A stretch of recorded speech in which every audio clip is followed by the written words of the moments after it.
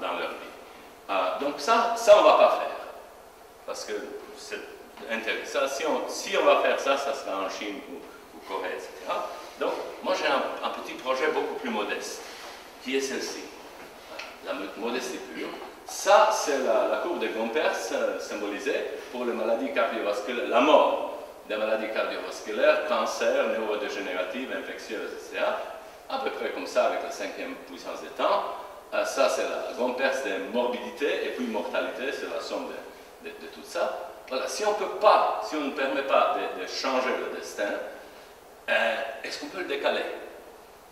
Alors, au lieu de mourir à 50 ans d'une crise cardiaque ou d'un cancer, on meurt à 60, 70, à 100 ans, je ne sais pas, 120, je ne sais pas, si on peut décaler le processus qui fait émerger, exprimer cette maladie ici, qui sont probablement, comme on va le discuter, qui sont probablement déjà inscrits qui sont innés avec le polymorphisme qu'on appelle polymorphisme neutre, mais finalement, on va voir le mécanisme par lequel ce polymorphisme silencieux commence à créer à 50, 60 ou 70 ans, au moins comme hypothèse.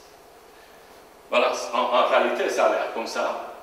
Et ce qui est intéressant, que cette exponentielle, ici c'est pour un type de cancer relativement fréquent, que vous regardez d'autres maladies, pratiquement toute cause majeure de la mort humaine va avec cette exponentielle. Donc comme s'il y avait, or il ne ressemble pas du tout, ces maladies neurodégénératives et un cancer de la peau ou intestinal, ça ne se ressemble pas beaucoup comme maladie, et pourtant cette cinétique par rapport à l'âge est très semblable, comme s'il y avait un processus à la base que Tom Kirkwood appelle intrinsic aging, le vieillissement intrinsèque, et puis dépendant où se trouve notre maillon dans la chaîne de la vie, de toutes les fonctions de la vie, où est la partie la plus faible, c'est là où ça va casser. Et puis il y a des gens chanceux comme Jean Calment qui pendant longtemps n'ont pas cette maillon faible qui casse, et donc ça fait gagner beaucoup de temps.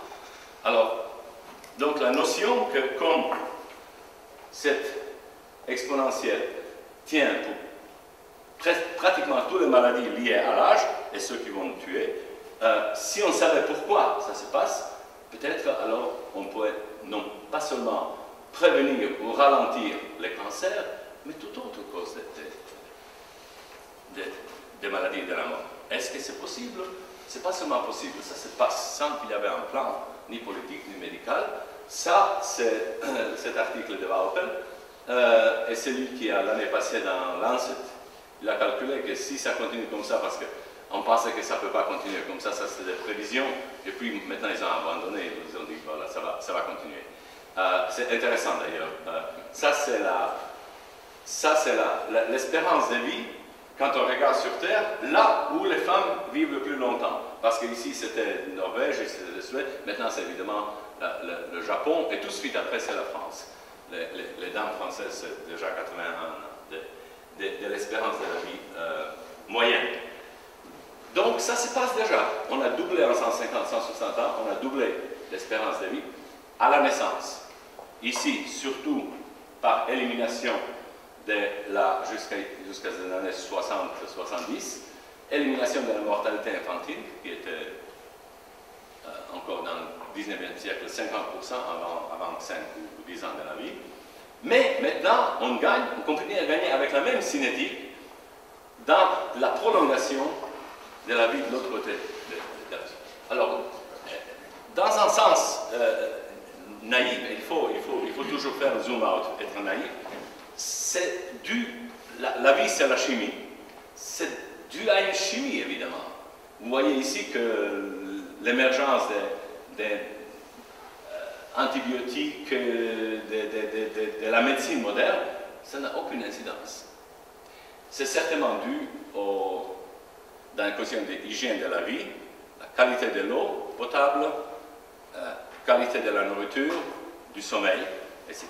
On profite, je crois, de la sélection des génomes de nos grands ancêtres qui devaient courir pour ne pas se faire manger, courir pour attraper l'animal blessé, qui ne pouvait que blesser. La sélection était très dure et nous portons cette gêne encore de cette sélection brutale et dure de nos grands ancêtres. Et maintenant, on ne doit pas courir comme des fous, on mange bien, on dort autant qu'on veut, etc. On profite, je crois, de la qualité de nos gènes qui a été sélectionnée il y a longtemps. Mais nous ne la sélectionnons pas maintenant pour nos petits-enfants parce qu'il n'y a pas de mortalité infantile et on sauve chaque vie humaine, même par les bravures médicales. Donc, si on savait de quelle chimie il s'agit, au lieu d'attendre encore 150 ans pour vivre 160 ans, est-ce qu'on pourrait voir de quelle chimie il s'agit, de faire le concentré de ça, de boire un peu de ça, au lieu d'attendre encore 150 ans, dans 10 ans ou 20 ans, commencer à profiter de cette capacité. Est-ce que c'est très superficiel, mais en effet, on commence un projet. Quand on regarde qu'est-ce qui augmente exponentiellement avec l'âge, les mutations, non. Des tas de choses qu'on a pu mesurer au niveau moléculaire. Au niveau moléculaire, vraiment, donc ce n'est pas au niveau d'ADN que ça a l'air comme ça, mais au niveau des protéines, oui.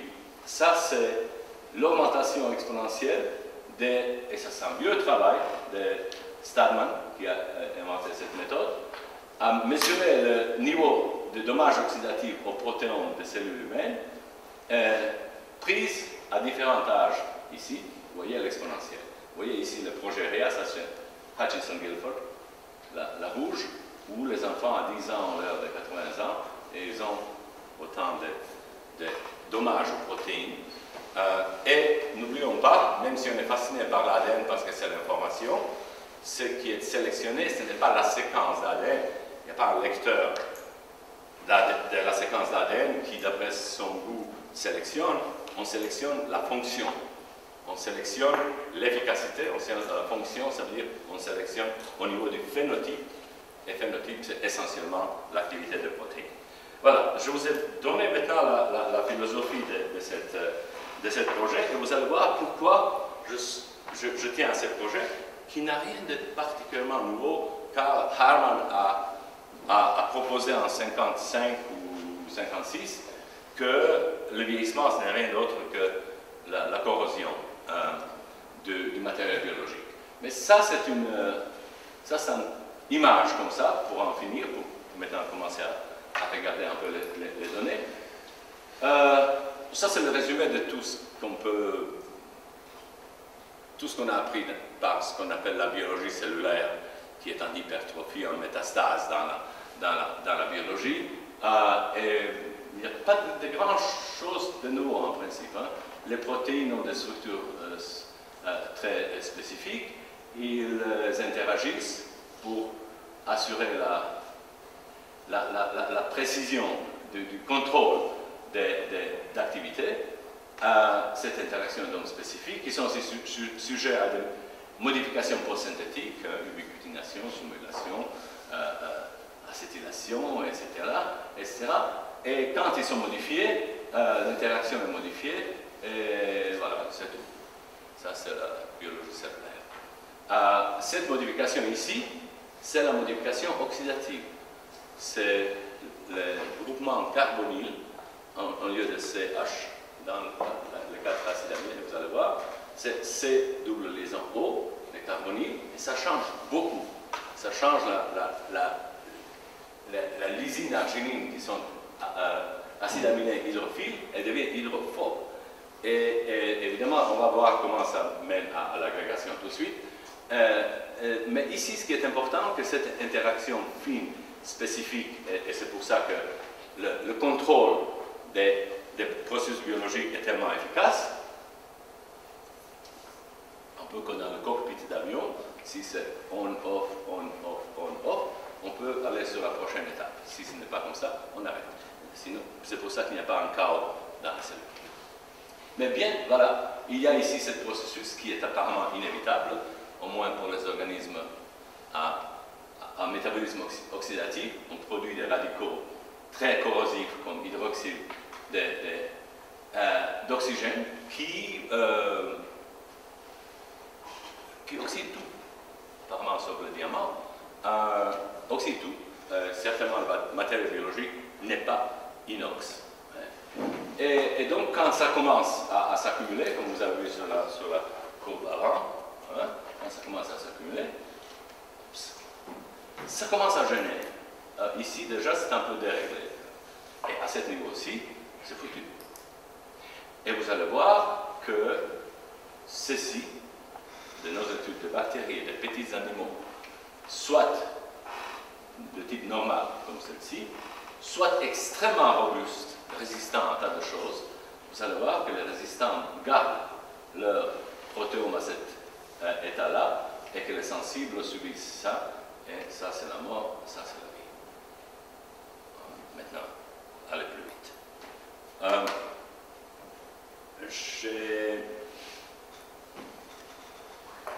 J'ai décidé, il y a eu 7-8 ans, d'aller dans le sens inverse maintenant de tout ce que j'avais et tout ce que mes collègues avaient fait dans l'histoire de la biologie moléculaire. La méthode de base dans la biologie moléculaire, c'est ceci. Allons inactiver le gène un par un et on regarde la conséquence de ces dégâts qu'on a fait au gène. Et alors, on apprend beaucoup de choses. Mais on apprend seulement qu'est-ce qui marche bien dans l'organisme ou dans la cellule normale et dans quelle mesure c'est mauvais quand une chose ne marche pas. Vous n'apprenez rien comment cette cellule ou organisme normal peut acquérir des performances supérieures, être plus résistant, vivre plus longtemps. Pour ça, vous avez besoin de mutants, non pas qui handicapent par mutation dans le gène, vous avez besoin de mutants ou variants dont la performance est supérieure à celle des types sauvages. Là, vous allez voir éventuellement, où est le goulot d'étranglement dans notre propre fragilité ou dans la fragilité de Escherichia coli. Et donc, voilà, je me suis intéressé à ces mutants, et comme il existe des rares espèces bactériennes et animales qui sont étonnamment résistants à presque tout, on a commencé à étudier cet organisme. Cet organisme-ci, je ne veux pas perdre trop de temps parce qu'il faut analyser les données quand même. Ça, c'est l'immortalité. C'est une petite méduse méditerranéenne qui, dans son développement, fait une oscillation entre cette phase végétative, où ça bourgeonne, cette phase de reproduction sexuelle, mais elle fait une oscillation. Une fois la reproduction sexuelle terminée, elle rétro-différencie en forme juvénile. C'est comme si on pouvait osciller entre l'adolescence et la ménopause. Arrivé à la ménopause, je ne continue pas, je viens vers l'adolescence et passer sa vie à osciller. Elle fait ça, et dans le laboratoire, elle ne meurt pas. Donc, dans la nature, elle ne mangeait pas, de temps en temps. Voilà, l'immortalité, ce n'est pas quelque chose de choquant. D'ailleurs,